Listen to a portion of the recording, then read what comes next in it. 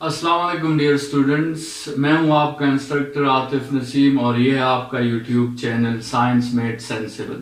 Lecture number 3 में आज हम डिफरेंसेस और सिमिलरिटीज डिस्कस करेंगे मैकेनिकल वेव्स और इलेक्ट्रोमैग्नेटिक वेव्स में।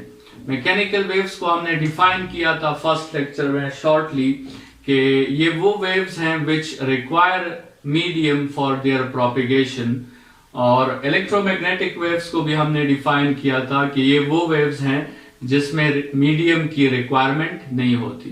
अगर आपको याद हो तो हमने सोर्स ऑफ वेव्स पे बात की थी कि वेव्स के प्रोडक्शन के लिए क्या चीज जरूरी है।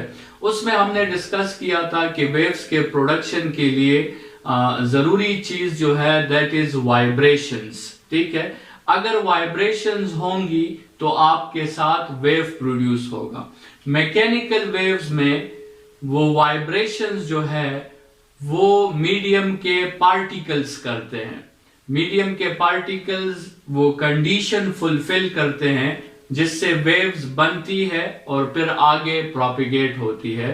सो मैकेनिकल वेव्स के लिए मीडियम की जरूरत इसीलिए है क्योंकि मीडियम के पार्टिकल्स ने वेव्स की प्रोडक्शन की वो रिक्वायरमेंट पूरी करनी है और मीडियम के पार्टिकल्स ने वाइब्रेट करना है, मीडियम के पार्टिकल्स ने वाइब्रेशंस करनी है, तभी आपके साथ वेव्स डेवलप होगी और प्रोपिगेट होगी। तो इसलिए for mechanical waves medium is important. Without medium वो वेव्स प्रोपिगेट नहीं हो सकती।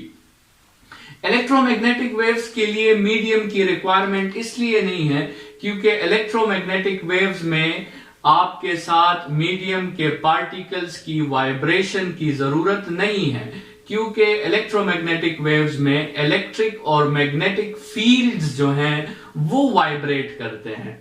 तो आपके साथ रिक्वायरमेंट जो है वो फील्ड्स के हेल्प से पूरी हो जाती है, इसीलिए मीडियम की रिक्वायरमेंट नहीं होती। ठीक है, तो आपके साथ इलेक्ट्रोमैग्नेटिक वेव्स विदाउट मीडियम भी प्रोपेगेट कर सकते हैं। आप मैकेनिकल वेव्स के लिए भी speed is equal to v is equal to F lambda formula use कर सकते हैं और इलेक्ट्रोमैग्नेटिक वेव्स के लिए भी आप v is equal to F lambda formula use कर सकते हैं। ये फॉर्मूला जनरली वेव्स के लिए है और ये एप्लीकेबल है दोनों टाइप्स ऑफ वेव्स पर। जनरली हमने देखा है कि मैकेनिकल वेव्स की जो स्पीड होती है वो रिलेटिवली वेरी लेस होती है as compare to electromagnetic waves की। इलेक्ट्रोमैग्नेटिक वेव्स की वैक्यूम में जो स्पीड है that is 3 multiply by 10⁸ metres पर सेकेंड। जितने भी आपके साथ इलेक्ट्रोमैग्नेटिक वेव्स हैं वो इस स्पीड से मोशन करते हैं वैक्यूम में। ठीक है, तो अगर एनर्जी के स्प्रेड का जो सबसे फास्टेस्ट मेथड है हमारे साथ that is the spread of energy due to electromagnetic waves. ठीक है, ये एनर्जी को स्पीड ऑफ लाइट जिसे हम कहते हैं उसके स्पीड से एक पॉइंट से दूसरे पॉइंट तक ट्रांसफर कर सकती है। मैकेनिकल वेव्स की एग्जांपल्स वो सारी एग्जांपल्स हैं जिसमें मीडियम की रिक्वायरमेंट होती है। उसमें आपके साथ जनरली वाटर वेव्स आते हैं, साउंड वेव्स उसमें आते हैं, प्रेशर वेव्स उसमें आते हैं। ठीक है, इलेक्ट्रोमैग्नेटिक वेव्स का पूरा एक स्पेक्ट्रम हमारे साथ अवेलेबल है जिसमें माइक्रोवेव्स, रेडियो वेव्स, आपके साथ infrared rays, ultraviolet radiations, visible light जिसमें हमारे साथ 7 कलर्स हैं। ठीक है, और इसके अलावा ये पूरे स्पेक्ट्रम में आपके साथ डिफरेंट कैटेगरीज हैं, गामा रेज है, एक्स रेज है। ठीक है, तो ये पूरे जो है आपके साथ इलेक्ट्रोमैग्नेटिक वेव्स हैं। ठीक है, और इन सब वेव्स की वैक्यूम में जो स्पीड होगी that would be 3 multiply by 10⁸। इसके अलावा जो है एक दूसरी सिमिलरिटी जो हमने दोनों में ऑब्जर्व की, मैकेनिकल वेव्स भी जब डेंसर मीडियम में मूव करते हैं तो उनकी स्पीड स्लो हो जाती है और इलेक्ट्रोमैग्नेटिक वेव्स भी जब किसी मीडियम में या फिर डेंसर मीडियम में इंटर हो जाते हैं तो उनकी स्पीड भी स्लो हो जाती है। जैसे हमने कहा था कि इस फॉर्मूला में फ्रीक्वेंसी जो है वो सोर्स प्रॉपर्टी है और वेवलेंथ और स्पीड ये दोनों मीडियम प्रॉपर्टीज हैं। तो वेवलेंथ और स्पीड मीडियम के चेंज होने से चेंज हो सकती है और आपके साथ डेंसर मीडियम में जब वेव एंटर होती है तो उसकी वेवलेंथ और स्पीड दोनों डिक्रीज हो जाती है, लेकिन फ्रीक्वेंसी उसकी चेंज नहीं होती। उस पे हमने पिछले लेक्चर में भी बात कर ली थी।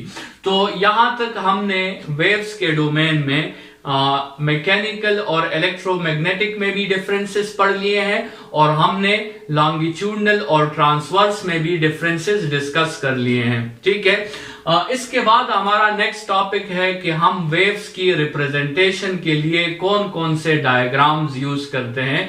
जनरली वेव्स को रिप्रेजेंट करने के लिए हमारे साथ 3 डायग्राम्स हैं। वन इज कॉल्ड द रे diagram, one is called wave diagram, and the third one is called wave front diagram. Wave fronts पर हम बहुत डिटेल में चैप्टर 9 में बात करेंगे। वेव फ्रंट्स जो है, हाइजन एक साइंटिस्ट था जिसने लाइट को एज अ वेव साबित करने की कोशिश की थी, और उस थ्योरी में उसने हमें वेव फ्रंट का जो है एक आइडिया दिया था। तो उसके बाद जो है एक ये रिप्रेजेंटेशन भी हमारे साथ आ गई, वेव फ्रंट रिप्रेजेंटेशन। उससे पहले सिर्फ ये 2 रिप्रेजेंटेशंस थी, रे रिप्रेजेंटेशन और वेव रिप्रेजेंटेशन। लेकिन अभी आपके साथ किसी वेव के लिए 3 तरीके हैं, रे, वेव और वेव फ्रंट। रे रिप्रेजेंटेशन आपने मैट्रिक में भी लाइट के चैप्टर में किया होगा। आपने लाइट वेव्स को एक रे के थ्रू रिप्रेजेंट किया था। जो आप रिफ्लेक्शन और रिफ्रैक्शन स्टडी कर रहे थे तो वहां पर सारे डायग्राम्स जो हैं वो रे की शक्ल में रिप्रेजेंट थे। रे रिप्रेजेंटेशन में आपको सिर्फ वेव की मोशन का पता चलता है कि वेव किस तरफ जा रहा है। इसमें बाकी पार्टिकल्स के बारे में या मीडियम के बारे में या वाइब्रेशंस के बारे में हमें कुछ अंदाजा नहीं होता। सिर्फ हम वेव की डायरेक्शन बता देते हैं कि ये उसकी डायरेक्शन है। तो ये जो आपको डायग्राम नजर आ रहा है, पहला डायग्राम, दैट इज अबाउट रे रिप्रेजेंटेशन। इस दूसरे डायग्राम में आपके साथ इंस्टेंटेनियस स्टडी भी आप इससे कर सकते हैं, और आपको वेव की डायरेक्शन का भी पता चल सकता है कि वेव किस तरफ जा रही है। और आप पोजीशन वाइज स्टडी भी कर सकते हैं कि यहां पर पार्टिकल्स रेफरेंस से ऊपर है, यहां पे पार्टिकल्स रेफरेंस से नीचे है। तो इस रिप्रेजेंटेशन में रे रिप्रेजेंटेशन से थोड़ा ज्यादा डिटेल जो है वो मौजूद है। तो इस डायग्राम को हम कहते हैं वेव रिप्रेजेंटेशन या वेव डायग्राम। और ये जो आपको लाइंस नजर आ रहे हैं ये हमारे साथ वेव फ्रंट की रिप्रेजेंटेशन है। वेव फ्रंट को हम डिटेल में स्टडी करेंगे चैप्टर नंबर 9 में। यहां पर आप ये समझें कि हम एक वेव के लिए, ये यहां तक आपके साथ ये एक वेव है, इस वेव के लिए हम सिर्फ एक लाइन ड्रॉ करते हैं, और वो हम 90 एंगल वाला जो क्रस्ट वाला लाइन है वो हम ड्रॉ करते हैं। इसी तरह फिर इस दूसरे वेव के लिए भी हम एक लाइन ड्रॉ करेंगे, और तीसरे वेव के लिए भी हम एक लाइन ड्रॉ करेंगे। तो ये जो लाइंस आपको नजर आ रहे हैं they are wave front representation. अगर इन तीनों रिप्रेजेंटेशन को हम एक ही डायग्राम पे ड्रॉ कर लें तो ये आपके साथ वो डायग्राम है। ये जो आपके साथ ये स्ट्रेट लाइन नजर आ रही है, ये straight line, this is called the रे रिप्रेजेंटेशन। और ये जो आपको वेव नजर आ रही है this is called the wave representation. और आप देख सकते हैं कि हमने हर क्रस्ट पर एक लाइन भी ड्रॉ कर लिया है।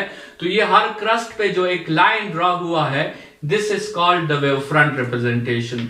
एक प्रॉपर्टी यहां पे आप हमेशा याद रखें कि वेव फ्रंट और rays, wave front is always perpendicular to the रे।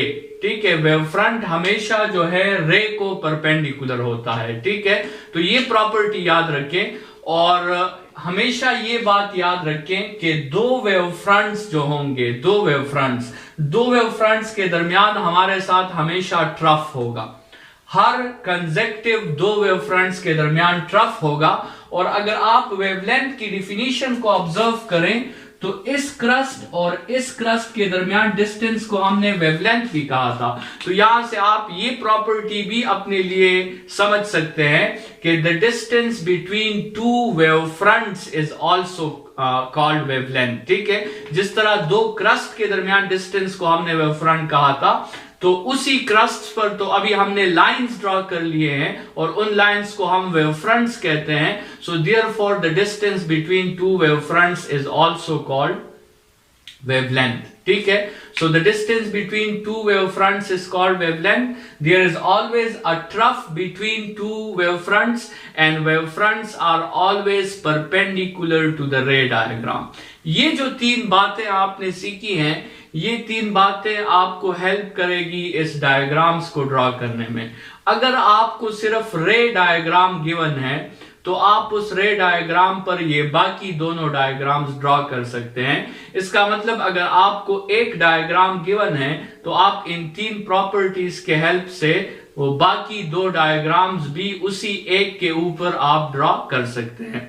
इस लेक्चर में हमने मैकेनिकल वेव्स और इलेक्ट्रोमैग्नेटिक वेव्स के दरमियान डिफरेंसेस डिस्कस किए और हमने जनरली रिप्रेजेंटेशन ऑफ वेव्स के तीन जो है वो डायग्रामेटिकली मेथड्स हमने डिस्कस किए. नेक्स्ट लेक्चर में हम इसी रिप्रेजेंटेशन ऑफ वेव्स की या वेव्स को स्टडी करने के लिए कुछ ग्राफिकल मेथड्स डिस्कस करेंगे.